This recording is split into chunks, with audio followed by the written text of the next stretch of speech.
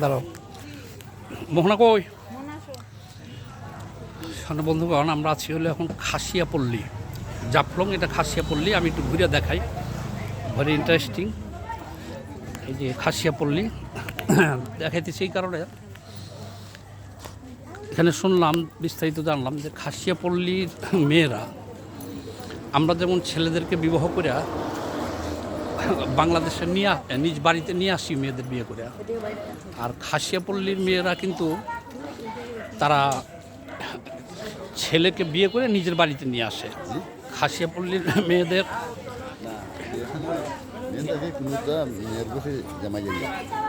আমরা বলি যে গোর জামাই, হ্যাঁ হ্যাঁ এরকম না, তারপর আবার কোনোটা আবার বিয়া করে লিয়ে যায়।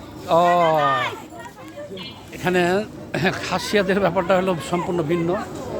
এনারা ওই বিয়ে করে জামাইকে নিজ বাড়িতে নিয়ে আসে, বিয়ে করে জামাইকে নিজ বাড়িতে নিয়ে আসে। এই যে খাসিয়াপল্লীদের একটা বাড়িতে আসছি আমরা, দেখেন এরা নিরিবিলি থাকতে পছন্দ করে, কোনো অপ্রয়োজনীয় কাজ ছাড়া এরা বাইরেও বাড়ায় না। আর সবচেয়ে বড় ব্যাপার হলো এরা নাকি এখান থেকে ভারত যাইতে পারে, এদের কোনো পাসপোর্ট লাগে না, ভারতও যেতে পারে, বাংলাদেশও যেতে পারে। যে চলে আসছে আমার ওয়াইফ এবং আমার মেয়ে। আর আমি একটু ঘুরে দেখাই, এখানে প্রচুর ওই যে জাফলং, ওই চা বাগান, ঝর্ণা, এই বিভিন্ন জায়গা ঘুরে ঘুরে দেখে, তো দেখতে যেয়ে তখন এখানে সবাই আসে। আমি একটু বাড়িটা ঘুরে দেখাই আপনাদেরকে, যে বাড়িটা, বাড়ির চারিদিকে যে ফুল গাছ, ফুল গাছ।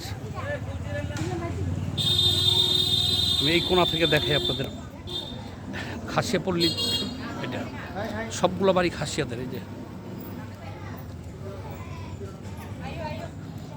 খাসিয়াপল্লীদের, এই যে একজন কাজ করতেছে, আমরা একটু কথা বলে দেখি।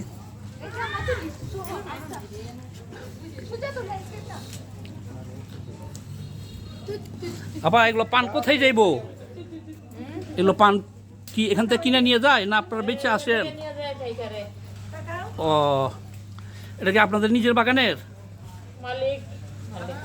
ও আচ্ছা আচ্ছা আচ্ছা। এখানে প্রচুর সুপারি গাছও আছে, পান গাছও আছে এখানে প্রচুর।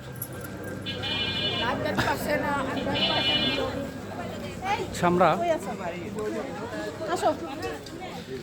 তো খাসিয়াপল্লীদের জীবনী নিয়ে আমি একটা লাইভ করবো, এই জন্য কিছু তথ্য সংগ্রহ করলাম এখান থেকে। আমি আপনাদের সাথে আছি, আপনাদের সাথে আমি ছিলাম। এখন আমরা এখান থেকে বের হয়ে যাব।